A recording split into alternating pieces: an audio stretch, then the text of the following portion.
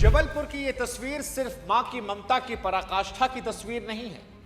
यह सिर्फ एक हादसे की तस्वीर नहीं है। यह उस पल की पूरी कहानी है जहां पर ममता और सिस्टम आमने सामने खड़े थे।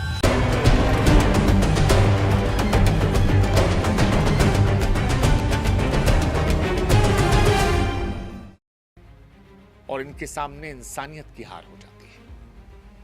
इस तस्वीर में एक तरफ वो मां है जिसने आखिरी सांस तक अपने बच्चे को अपने सीने से लगाकर रखा, दूसरी तरफ अनगिनत लापरवाहियां जिन्होंने एक सुरक्षित सफर को मौत के सफर में तब्दील कर दिया। यह मां की तस्वीर फिलहाल देश दुनिया में लोगों की आंखें नम कर रही है, क्योंकि इस तस्वीर में मां की आंखें बंद हैं, उसकी सांसें थम गई हैं। लेकिन अगर तस्वीर गौर से देखेंगे तो उसने अपने बच्चे को अपनी बाहों में जो पकड़ा है, उस पकड़ को उसने कमजोर नहीं होने दिया। मानो जैसे मां ने तय कर रखा था कि जिंदगी जाए तो जाए, लेकिन बच्चा नहीं छोड़ा जाएगा। इस मां के पास बचने का मौका था, उसके पास लाइफ जैकेट थी, लेकिन उसने खुद को नहीं, बच्चे को बचाना चुना। और इस बचाने में वो खुद भी मर गई, उसके बच्चे की भी मौत हो गई। आप सोच कर देखिए कि इस बचाने की प्रक्रिया कितनी जटिल रही हो। पानी ठंडा रहा होगा, शरीर जवाब दे रहा होगा, सांसें टूट रही हों, लेकिन उसके हाथ नहीं ढीले पड़े। मौत आई, लेकिन वो मौत भी इस बच्चे को उसकी मां से अलग नहीं कर पाई। और इसीलिए ये दृश्य सिर्फ दिल नहीं तोड़ता, बल्कि सवाल खड़े करता है कि अगर सुरक्षा के इंतजाम वाकई पक्के होते, अगर नियम कागज तक सीमित ना होते, तो क्या ये तस्वीर रहती? क्या इनके जैसे जो औरों की मौत जबलपुर में हुई है वो होती? और असली सवाल यहीं से शुरू है, क्योंकि कहानी कोई भावनात्मक कहानी नहीं है। ये चूकों की परतें खोल चुकी कहानी है, जिसे हम और आप अक्सर नजरअंदाज करते हैं, क्योंकि सुरक्षा के साधन होने का दावा किया गया था, संसाधनों के होने की बात कही गई थी, लेकिन इसके बावजूद अगर जबलपुर में यह मौत होती है तो फिर इस मौत का जिम्मेदार कौन है? क्या यह बदकिस्मती थी या फिर लंबे समय से आ रही लापरवाहियों का नतीजा? नाव पर सवार लोगों की संख्या से लेकर यहां पर बचाने वाले उपकरणों की गुणवत्ता तक अनगिनत ऐसे सवाल हैं जिनको लेकर अगर आज सवाल नहीं पूछे जाएंगे तो शायद अगली बार ये कहानी हम में से किसी एक की हो सकती है। और इसीलिए आज इस वीडियो में जबलपुर के बरगी डैम के उस रूह कपा देने वाले हादसे की हम गहराई में उतरेंगे जिसने देश को झकझोर के रखा है।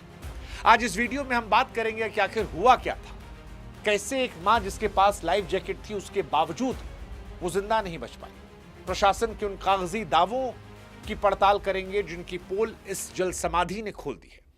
और आज ये वीडियो बड़ा महत्वपूर्ण है, आप भी साथ निभाइएगा, देखकर आगे मत बढ़िएगा, क्योंकि ये जो देखकर इग्नोर कर देने वाली प्रथा है, इसने ही सरकारों को जवाबदेह नहीं रखा है। लेकिन आज हम सवाल पूछेंगे, आप साथ दें या ना दें वो आपकी मर्जी है। नमस्कार, मैं हूं शुभांकर मिश्रा और आज कहानी है मध्य प्रदेश के जबलपुर की।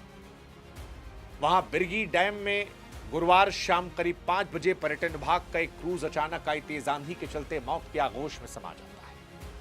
हवा की रफ्तार 74 किलोमीटर प्रति घंटा थी, जिसे शांत पानी की लहरों को जानलेवा दीवार में तब्दील कर दिया। हादसे किनारे से महज 300 मीटर की दूरी पर हुआ, लेकिन उस चंद मीटर के फासले ने कई हंसते खेलते परिवारों को हमेशा के लिए उजाड़ दिया। यहां मौजूद लोग कहते हैं कि 43 से 47 पर्यटक थे। टिकट जो है 29 ही काटी गई थी, यानी जितनी क्षमता थी उससे कहीं ज्यादा भीड़ बढ़ाई गई थी। बेवकूफ बनाया गया था टिकट कम काटकर। लेकिन ये सब बातें लहरों के सामने थोड़ी ना टिकती हैं। पानी के अंदर के दृश्य भयावह थे। गोताखोरों ने रेस्क्यू ऑपरेशन शुरू किया तो कई घंटों की मशक्कत के बाद कई लाशें, 9 शव निकाले जा चुके हैं। संख्या और बढ़ सकती है। इन सारी संख्याओं के बीच में एक तस्वीर मां और बच्चे के शव की आती है, जिसने देश में सभी की आंखों में आंसू ला दिया है। एसडीआरएफ कह रही है कि 28 लोगों को निकाला गया है, पर लापता लोग अभी भी हैं। मातम अभी भी मच रहा है। और यहीं से सवाल उठ रहा है कि इसे हादसा कहा जाए या फिर इंसानी गलतियों का वो नतीजा जो चेतावनी मिलने के बावजूद दोहराई गई। क्योंकि जब हवा की गति इतनी डरावनी थी तो इतने बड़े जोखिम के बीच पर्यटकों को बीच पानी में उतारने की इजाजत आखिर किसने दी? क्या ये सिर्फ लापरवाही थी? देखिए, हम और आप जब घूमने फिरने की बात करते हैं तो अक्सर उन जगहों पर जाते हैं जहां सुरक्षा छूट जाती है, और जबलपुर में यही हुआ है। इस बरगी डैम का यह हादसा चीख चीख कर कह रहा कि सुरक्षा के नियमों का पालन सिर्फ दिखावे के लिए था। कायदे से किसी भी नाव या क्रूज पर लाइफ जैकेट का होना काफी नहीं, बल्कि उसे सही से पहनना और किसी मुसीबत के समय वहां मदद का इंतजाम होना जरूरी है। लेकिन ना उस दिन बचाने वाला, और क्योंकि क्रूज पर क्षमता से ज्यादा लोग सवार थे, इसलिए माँ बेटे को एक ही में पहना दिया गया। अगर अलग अलग पहनाते तो शायद वो दोनों जिंदा होते। लेकिन पैसा कमाने के लालच में नावों पर भीड़ भर दी जाती है, जो संतुलन बिगड़ने का एक बड़ा कारण है। 43 से 47 लोगों का उस क्रूज पर सवार होना, जबकि आधिकारिक रिकॉर्ड में संख्या कम दिखाना यह बता रहा था कि प्रशासन की नाक के नीचे एक अलग खेल चल रहा था। अब जब वजन हद से बढ़ा तो नाव का संतुलन डगमगाया। 74 किलोमीटर प्रति घंटा की रफ्तार चलने वाली हवा ने पलटा। अब जांच होगी, कमेटियां बैठेंगी, फाइलों में लिख दिया जाएगा इतने मरे, लेकिन यह नहीं बताया जाएगा कि जो मरे वो किसी के बाप थे, किसी के बेटे थे, किसी की मां थी, किसी की बहू थी, किसी की बीवी थी, किसी की बेटा थी। ये नहीं बताया जाएगा कि वो अकेले लोग नहीं मरे हैं, उनके साथ अनगिनत दुख जो है वो जिंदगी भर का लोगों को दे दिया गया है। और ये सब किस लिए? क्योंकि सुरक्षा मानकों को माना नहीं। खामियाजा आम आदमी को अपनी जान से चुकाना पड़ा। मुनाफा कमाने की इस दौड़ ने बरगी डैम में शांत पानी को खूनी कब्रिस्तान में तब्दील कर दिया, और अब यहां सन्नाटा है, अपनों को खोने का काम है। लोग सवाल पूछ रहे कि लाइफ जैकेट ने मां का साथ क्यों नहीं दिया? क्योंकि तस्वीर जो है उसमें तो दिख रहा है मां ने लाल रंग की जैकेट पहनी है, जिससे उसे पानी की सतह पर तैरता रहना चाहिए था। लेकिन क्या हुआ? तो यहां मां की ममता और विज्ञान के बीच एक दर्दनाक टक्कर है। लाइफ जैकेट पानी पर वैसे ही काम करती जैसे हवा से भरा गुब्बारा, लेकिन जब ममता का बोझ और डूबते बच्चे की छटपटाहट उसे नीचे खींचती है तो वो गुब्बारा पत्थर बन जाता है। मां ने बच्चे को ऊपर रखने की कोशिश में ताकत लगाई होगी। पानी में संघर्ष करते समय जब दो लोग एक दूसरे को पकड़ते हैं तो तैरने की शक्ति जवाब दे देती है। अगर बच्चा डर के मारे मां को नीचे खींच रहा था तो लाइफ जैकेट की ताकत उसके अतिरिक्त वजन को नहीं संभाल पाई। और यहां असली सवाल उन लोगों से होना चाहिए जिन्होंने एक छोटे बच्चे को बिना लाइफ जैकेट के नाव पर चढ़ा दिया। उनके पास एक्स्ट्रा लाइफ जैकेट थी नहीं कि बच्चे को अलग से पहनाया जाए। मां बेटे को यह पहनाया गया, और यह तकनीकी खराबी नहीं थी, यह मानवीय भूल थी जो मौत की वजह बनी। मां ने कोशिश की, उस कोशिश में अपनी जान को भी कुर्बान कर दिया, लेकिन अगर ये उपकरण होते तो वो जान बच सकती थी। अक्सर देखा जाता है कि पुराने सर्टिफिकेट सारे नाव चलती है, जो ऐसे समय में जानलेवा होती है। मां के मामले में सुरक्षा का लाल कवच एक बेबस ममता के आगे नाकाफी साबित हुआ, क्योंकि ममता का प्यार विज्ञान के नियमों पर भारी नहीं पड़ पाया और इसलिए मौत हो गई। सच कहें तो ये घटना अपने आप में एक घटना है, लेकिन ऐसी घटनाएं और हो सकती हैं, क्योंकि नर्मदा नदी किनारे हर साल हजारों लोग आते हैं, लेकिन जांच के नाम पर वहां सुविधाएं ना के बराबर है। अब ऐसी जगह जहां सीधे मौत हो सकती है वहां नियम साफ होने चाहिए, मौसम की जानकारी होनी चाहिए, नाव की फिटनेस चेक होनी चाहिए। हवा की रफ्तार इतनी ज्यादा थी, तेज आंधी चेतावनी थी।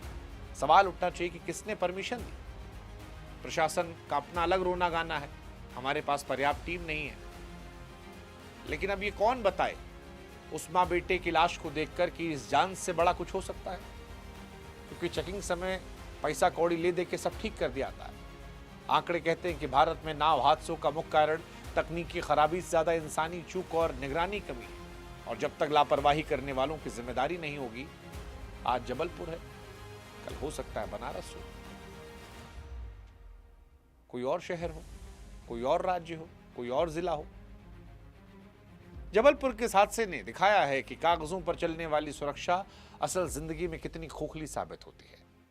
किस तरह सरकारी सिस्टम की ढिलाई आम आदमी की जान पर भारी पड़ती है। किनारे से महज 300 मीटर की दूरी पर गोताखोरों का ना पहुंच पाना, सही समय पर सहायता ना मिलना, लाइफ जैकेट का ना होना, यह बताता है कि जहां मामला जान का भी है वहां हम कितने लापरवाह हैं। क्योंकि इस मौत को टाला जा सकता था। जब वो नाव डगमगाई होगी, जबरदस्त डर शोर मचा होगा। ऐसी स्थिति में अगर स्टाफ को सही ट्रेनिंग दी गई होती तो शायद लोगों को सुरक्षित तरीके से निकाल लेते। लेकिन अक्सर नाव पर काम करने वाले लोग पेशेवर नहीं होते, वो दिहाड़ी मजदूर होते हैं जिन्हें आपातकालीन स्थिति की समझ नहीं होती। उस मां ने जब देखा होगा मदद के लिए कोई नहीं आया तो ममता जगी होगी। मां का दिल ऐसा होता है, खुद को खतरे में डालकर बच्चे को बचाया होगा।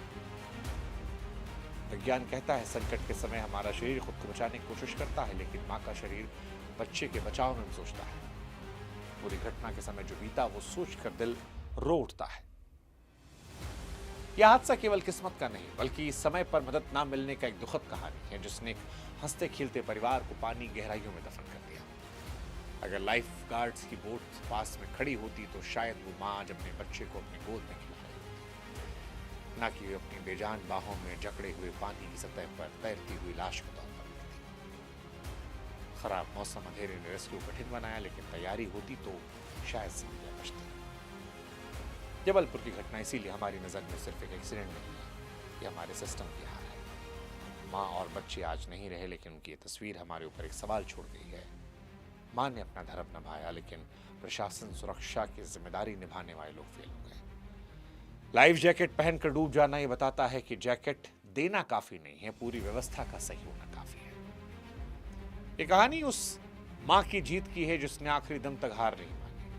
ये साबित किया कि माँ का प्यार दुनिया की हर ताकत से बड़ा है, लेकिन ये समाज की हार है, सिस्टम की हार है कि हम उन्हें बचा नहीं पाए। सवाल ये है कि क्या ये बलिदान व्यर्थ जाएगा? क्या ऐसे नियम कड़े होंगे, सही जांच होगी, दोषियों को सजा मिलेगी जो मिसाल बन जाए? वो माँ जो मरकर भी अपने बच्चे को सीने से लगाए रही, वो आज पूछ रही है कि क्या हम अभी भी नहीं बदलेंगे? अगली बार जब आप किसी क्रूज पर चढ़ें और आपको लाइफ जैकेट ना मिले तो उस माँ की बेजान बाहों को याद कर लीजिएगा। शायद एक सवाल आपकी जान बचा सकता है। ईश्वर उनकी आत्मा को शांति दे, उनके परिवार को असहनीय दुख सहने की हिम्मत दे। लेकिन सच्ची श्रद्धांजलि यही होगी कि ऐसी घटनाओं से सीखा जाए और आने वाली पीढ़ियों के लिए एक सुरक्षित माहौल तैयार किया जाए, जहां माँ को अपनी जान गंवानी न पड़े।